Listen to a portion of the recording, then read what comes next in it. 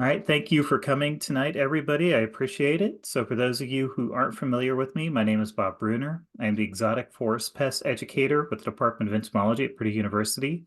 Tonight we are hosting Dr. Alicia Kelly. She is going to be talking to us about Laurel wilt disease and the insect that causes it. I'm going to let her do her own introduction. So Alicia, go ahead and take it away. Sure. Thank you so much for inviting me to talk about this topic. My name is Alicia Kelly. I'm the Indiana State CAPS Coordinator, the Cooperative Agricultural Pest Survey. So I go around Indiana surveying the state for invasive species, primarily insects, but there's also disease and weed components as well.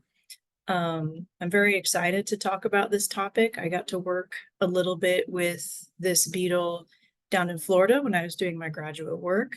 So I'm familiar with it, and it's one of my favorite groups of insects out there. It's just such a fascinating group of bugs. So I hope you'll enjoy it as much as me and learn a little bit in the process about Laurel wilt. So first I'm going to start with just a brief introduction to bark and ambrosia beetles, just to introduce these insects and their biology and give you a wider view of this group as a whole. This is a little bit indulgent for me. I think they're so cool, so I hope that you'll enjoy that as much as me. So then I'll discuss Laurel wilt disease and the vector, which is the red bay ambrosia beetle, and we'll talk about host plants. And then we'll discuss the signs and symptoms of Laurel wilt and provide an overview of the disease cycle. So then we'll take a look at its current distribution and the management as well of what options are out there right now, specifically for sassafras. All right, so to understand bark and ambrosia beetles, first I want to define the term symbiosis very briefly. So symbiosis in its simplest definition means living together. So two or more organisms sharing parts of their life cycle together or relying on one another for survival in some way. So there are different kinds of symbiosis. The association can be a mutualism, meaning that both of the species benefit from the interaction. Commensalism is one species benefits and the other species is unaffected, so it neither benefits nor suffers. And then parasitic associations are when one species benefits and the other is harmed. So bark and ambrosia beetles live in a mutualistic symbiosis with fungi, and they practice what we call fungus farming. And they're actually not the only organisms that do this. So one group is the bark and ambrosia beetles that we'll be talking about today. This is also seen in termites. And in ants, many people are familiar with Atine ants these are the leafcutter ants that harvest leaves and use that to grow fungi. And people, we also cultivate fungi. So ambrosia beetles are unique among these groups in that they have to create a new farm for every generation. So the females leave their nest and they take the fungus with them to new hosts. So in these other cases, the fungi is maintained as a continuous colony over time. So I've used the terms bark and ambrosia beetles together so far, but what does that actually mean? What is a bark beetle? What is an ambrosia beetle? And how are they different and how are they similar? So let's start with bark beetles. So bark beetles are in the subfamily Scolatinae. We commonly call these scolatine beetles. This is a subfamily within the weevil family, Curculionidae. And bark beetles spend most of their lives inside the tree. As their name suggests, most of them live in the bark. This is not true for all of them. So some species occupy other parts of the plant, like twigs or fruiting bodies, but in general, they live in the bark of the tree, of their tree hosts. So bark beetles feed on their host tree's phloem tissue. So this is the layer underneath the outer bark. Many species of bark beetles also cultivate fungi as a supplement to their diet, but they are often not exclusively feeding on fungi. So they will eat it, but it's in addition to the phloem tissue. So they actively feed on the tissue of the tree. There are some exceptions to this, like there is in everything in biology, it seems, where some bark beetles will feed almost exclusively on fungi, but they are still always creating their galleries in the phloem. And this is a image of what that looks like on a real tree. So contrasting that with ambrosia beetles. So ambrosia beetles are in two subfamilies. So they're in Scolytinae. They're also in Platypodinae. So ambrosia beetles are a polyphyletic group. So polyphyletic means that they do not share a common ancestor. So ambrosia beetles have evolved this lifestyle multiple times, independently of one another. So in this diagram, if you look at it, you can see that there are these blue bars among all of this phenology here. And those blue groups are the ambrosia beetles that are inhabiting xylem tissue. So you can see how this is all interspersed, right? This is not something that has one single lineage. So a defining characteristic of ambrosia beetles is that they feed exclusively on fungi. So they bore deep into the xylem, so into the sapwood and the heartwood of the tree, and they rely on fungi farming as their sole source of nutrition. So in this image here, you can see that the typical gallery formation of an ambrosia beetle, and note how the galleries do not form underneath the bark in the phloem tissue like the bark beetles did, but they bore past that into the xylem. And the xylem is very nutrient poor. This is not a very nutritious wood to eat. And so the fungus farming provides all of their nutrition and allows them to exploit this niche. So it used to be that bark beetles were defined as using fungi as a diet supplement, and ambrosia beetles were exclusive fungus feeders.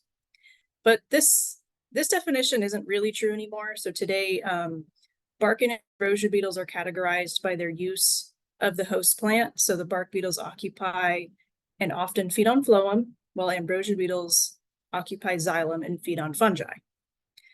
But it's important to know there's not really any absolute distinction between these two groups. Most of them are associated with fungi to some extent to provide amino acids and vitamins and sterols. Another important feature of ambrosia beetles is that they possess a structure called a mycangium. A mycangium is any repository of the insect cuticle that is adapted for the transport of fungus. So remember earlier, we discussed how ambrosia beetles are unique among fungus farmers because they start a new colony with every generation. So this mycangium acts as a fungus pocket that allows them to bring that fungus with them. So all ambrosia beetles have this structure. Some bark beetles have this, but not all of them. Some bark beetles will simply collect fungus spores on their exoskeleton to move them around. Mycangia are so incredibly diverse. They vary in size and shape and position on the beetles' bodies. They can be these large, complex tubes. They could be simple notches on the sides of the wings. They could be really large sacs in the mesonotum, and many, many, many other shapes. There's so many types of these. It's just an incredible evolutionary adaptation to this symbiotic relationship. All right, so now that you've kind of indulged me to rant and rave about how cool bark and ambrosia beetles are, so let's talk about Laurel wilt disease. So this disease is vectored by an ambrosia beetle, so Xyloborus glabratus, or the red bay ambrosia beetle. This beetle is native to Asia, so India, Japan, Myanmar, and Taiwan. Its primary fungal symbiont is Harringtonia Lauricola. So you may see this often referred to by its former name, Raphaelia lauricola. This name was just changed very, very recently, so they are currently very interchangeable, but the correct classification is currently in Harringtonia. And the host plant for this beetle and the fungi are plants are in the Lauraceae family. They're commonly called laurels. So when the susceptible host is infected with this fungi, this develops laurel wilt disease in that tree. So let's quickly go over just a brief description of what these beetles look like. So here's the classification if anyone is interested in that. Like all bark and ambrosia beetles, red bay ambrosia beetles have a cylindrical body shape. So if you look at the dorsal and ventral lines, they're very parallel, and then it's got like a rounded head and a rounded posterior. So it almost looks like a pill. They're very small. They're only 2 millimeters in length. The females are dark red-brown to black in color. The males are a little bit smaller, and they're also like a lighter brown. They're very distinct. They have 2 little horns on their head. Kind of cute. So something particular about this species that's an identifying quality is this V-shaped abdominal tip. So it has this, and it has a strong slant to the elytral declivity.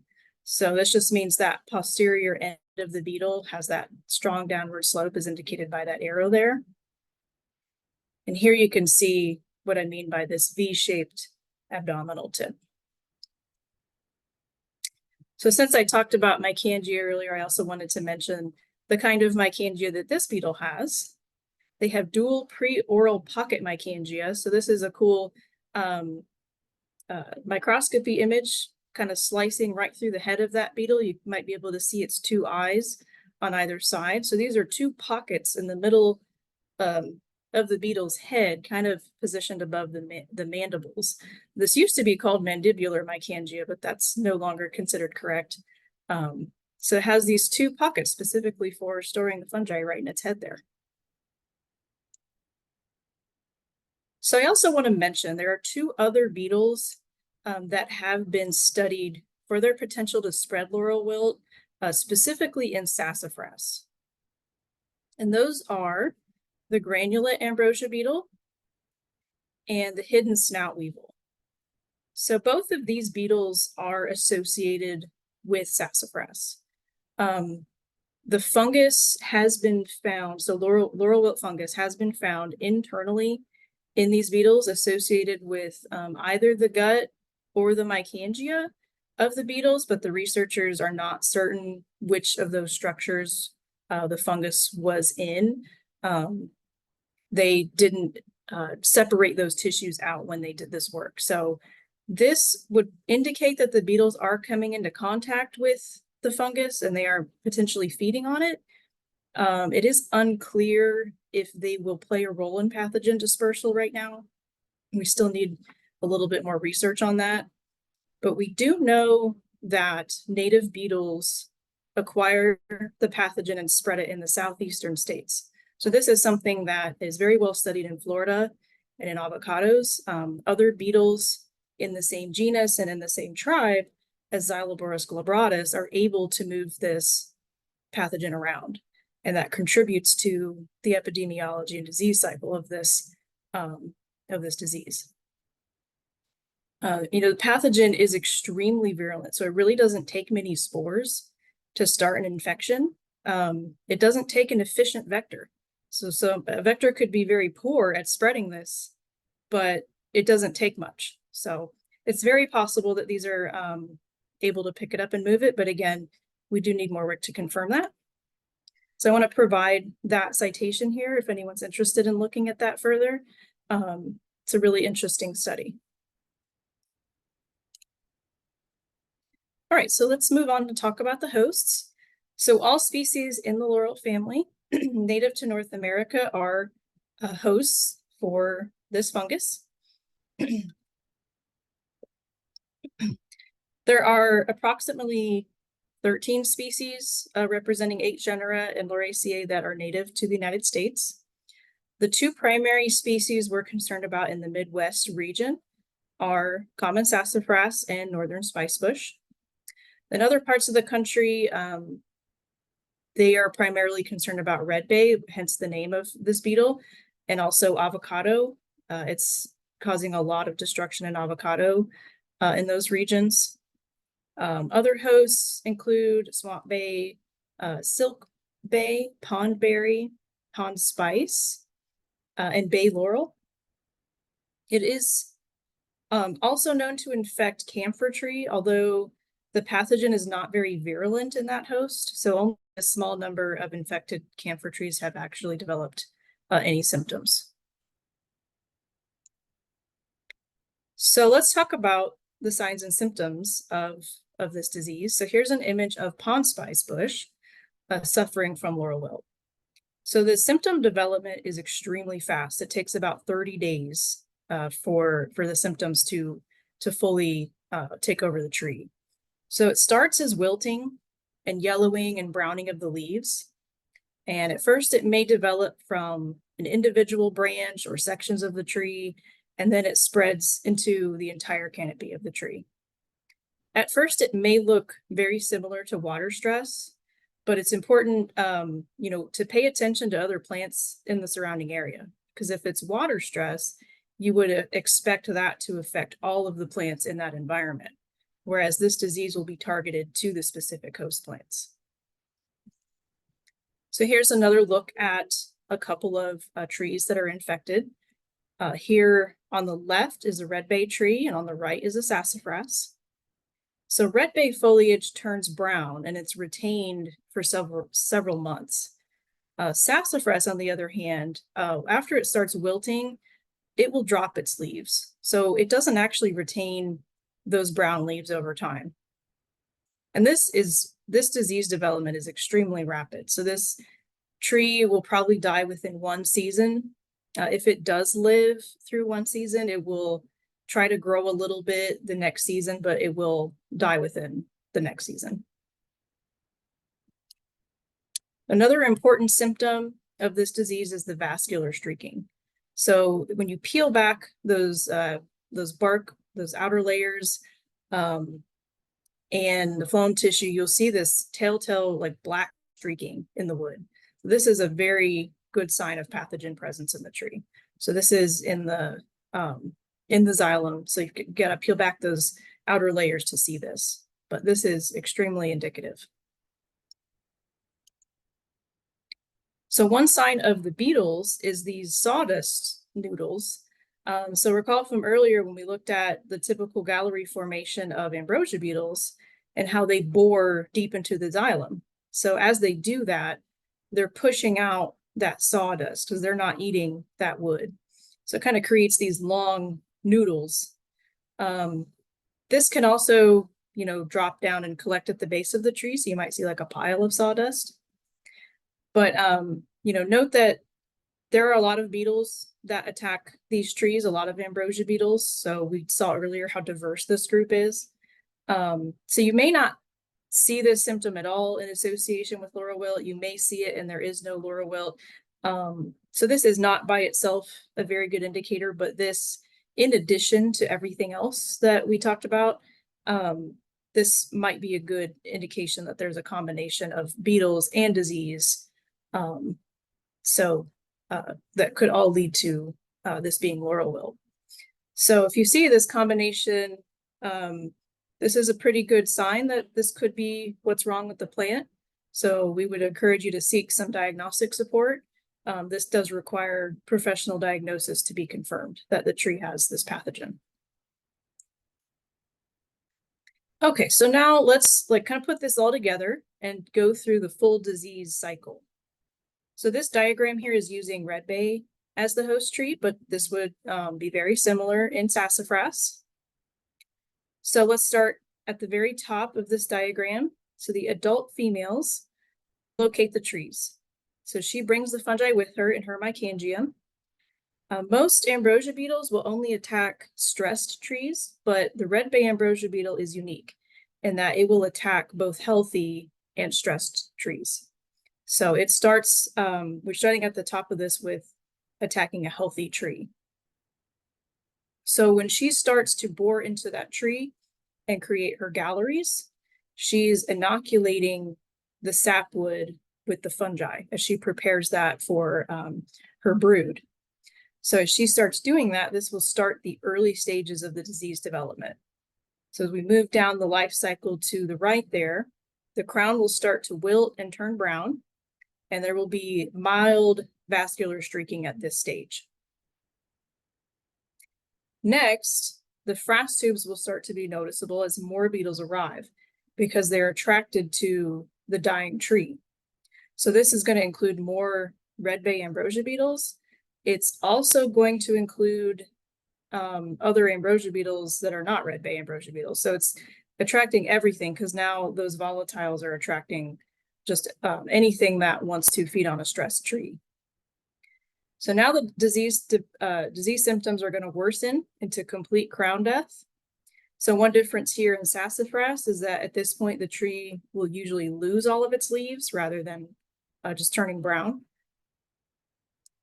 So meanwhile, in the tree, the females are laying eggs in those galleries. Sometimes she has a specific gallery that she makes that is called a brood chamber where she'll lay those eggs.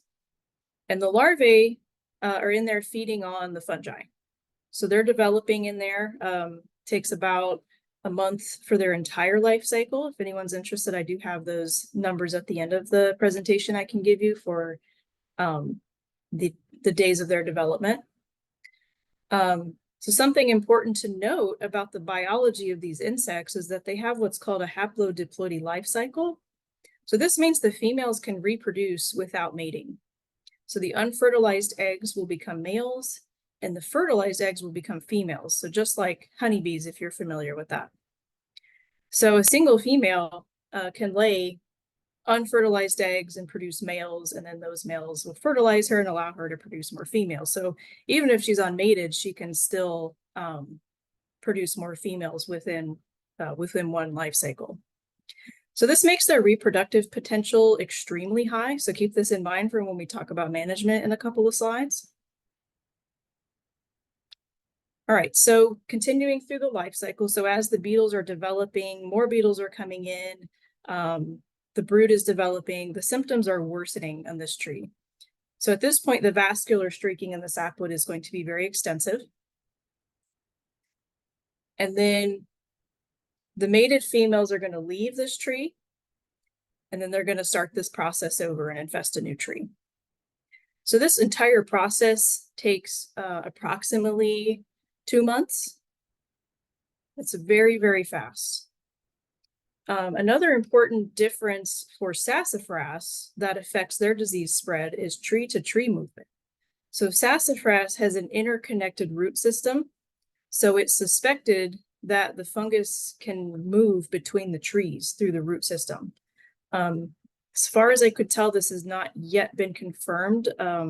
I may be incorrect about that, but I did look and I couldn't find anything that said this was confirmed yet, but it is suspected that this happens. So in those situations, the disease can actually move to an adjacent tree without the insect. Okay, so next I wanted to look at the distribution of this disease currently. So the initial infestation of this beetle occurred in Georgia. So if you look at the orange there, that's where that initial one started. So all these solid colors is the spread over like the first 11 years. So you can see it just spread all throughout Florida and throughout the Southeast and into some of the southern states around the Gulf. And then when we get into these patterned colors is the most recent years. So we're moving north, and it was detected in Kentucky, I want to say 2019. And it's just inching its way up. So that's why here in Indiana, we're concerned about this getting into our state. It's right on our border there in Kentucky, and it's spreading more every single year. All right, so the last slide I have here is to talk about management. Unfortunately, there are very limited options for management of laurel wilt. So this disease has spread very rapidly in the US, as we saw from the previous slide, from a combination of factors.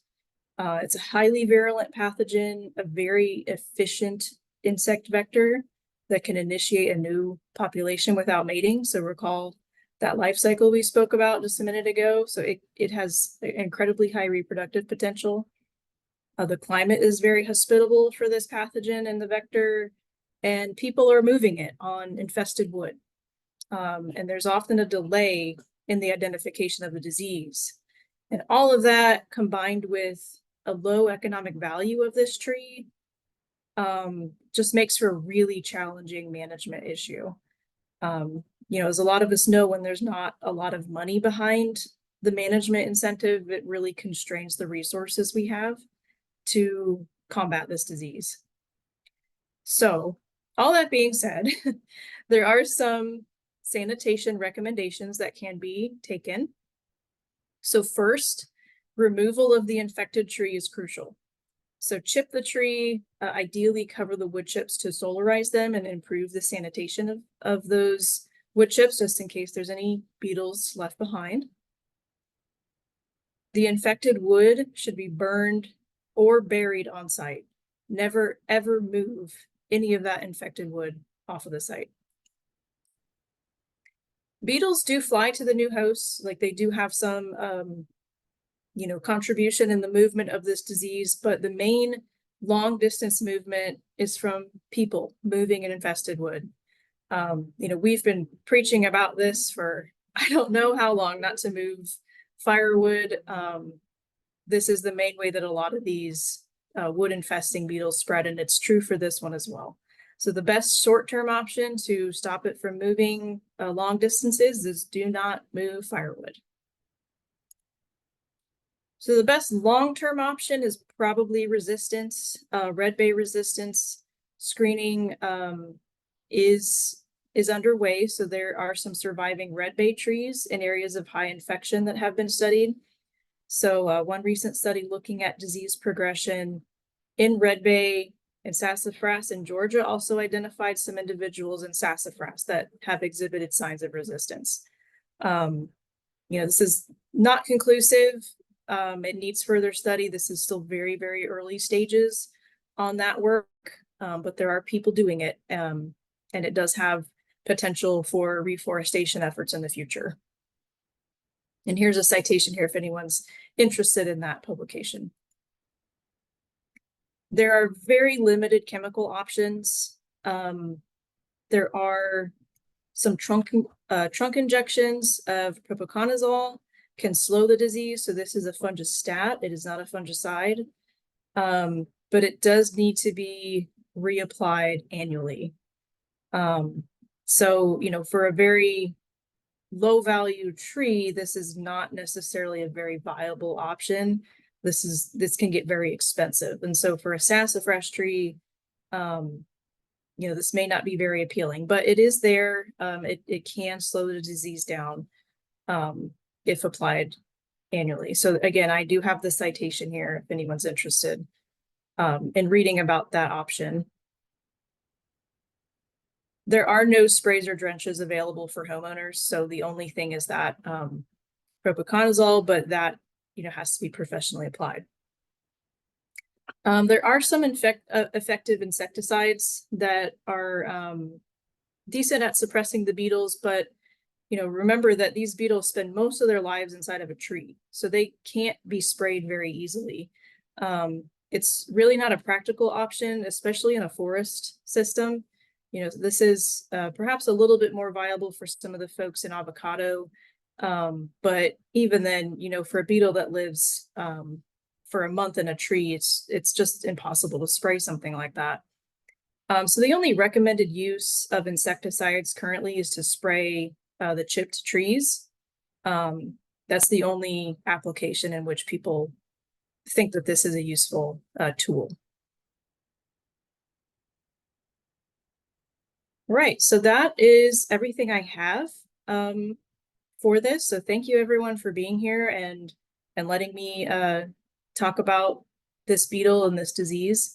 I'd be really glad to answer any questions that you have.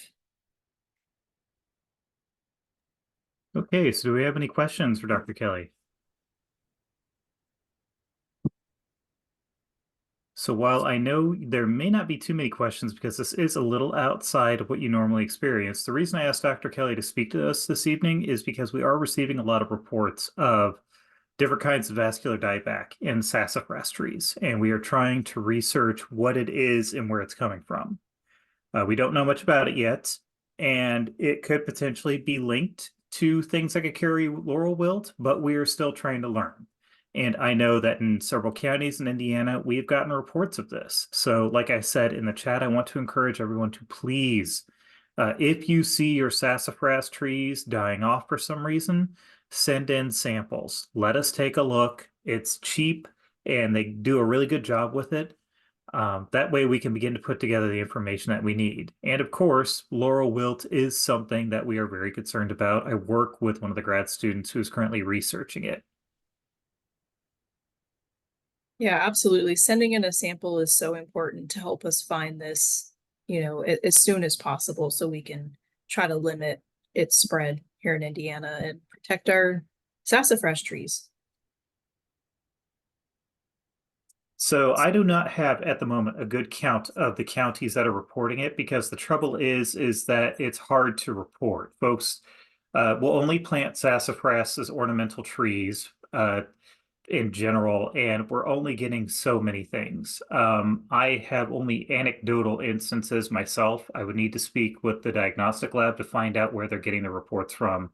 But basically, sassafras is going to occur more often in southern Indiana. You can still have it in northern Indiana. That doesn't mean it can't live there. It's more common down in southern, central, and western Indiana. So Patricia, I want to answer your question. So what is a sample? Yeah, great question. So for a tree, what the general guideline is, as much as possible, right? So if you can get a sample of roots, a sample of that sapwood, if you can get to it, and getting a sample of that would be great. If you can find that vascular streaking, a good guideline is try to get half of your sample to have the streaking and half of it to be healthy, because we want to find that line of where the fungus is actively spreading. Also, branches, if they're wilting and dead, please don't send dead tissue. Dead tissue is dead tissue. So you want to send something that's either partially wilted or still has some life left in it, because that's where you'll find live fungi that can be cultured. The streaking is in the sapwood, so you'll have to peel back the bark and the phloem tissue and kind of get it to the xylem, sapwood, heartwood area. If you recall those photos, I could scroll back to them. Let me see if I can get back to that. I might have to click a few times here. There we go. So see how it's like kind of underneath the bark there?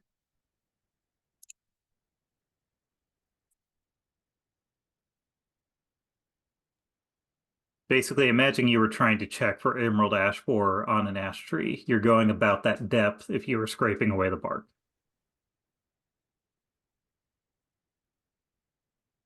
If it's positive for laurel wilt, yes, the recommendation would be to cut it down and to have it destroyed there on site. Oh, to get to the sapwood, no. That's just peeling back the bark. Not enough to girdle the tree.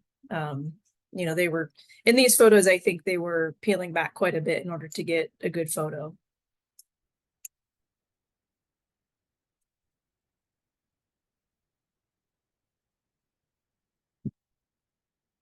Okay, these are great questions, folks. Do we have any more?